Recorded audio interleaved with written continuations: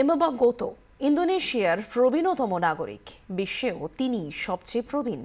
বয়স এখন 150-র দিকে। এবছরের গোড়াতেই নিজের জন্মদিন পালন করলেন তিনি।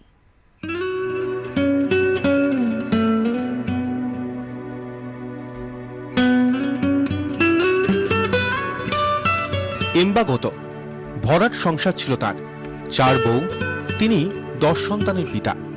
কিন্তু এখন তিনি পরিবারের এক এবং অন্তিম সদস্য। এমবাবা গোতো প্রায় 150টি বসন্তের সাক্ষী। অশক্ত শরীরে এখন তার দিন কাটে অবসর যাপনেই, ধোঁয়ায় ডুব দিয়ে স্মৃতিচারণ। 2010 সালে ইন্দোনেশিয়ার জনগণনা অনুযায়ী সরকারিভাবেই এমবাবা গোতোর বয়স নথিভুক্ত করা হয়েছিল 142 বছর। সেই হিসেব করলে তিনি এখন 148, তবে পরিবারের দাবি তিনি 146।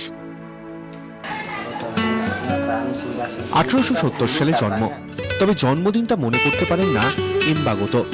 এটুকুই মনে করতে পারেন বর্ষবরণের এক সন্ধ্যায় জন্ম হয়েছিল তার, এমনটাই নাকি তাকে বলেছিলেন তার বাবা মা।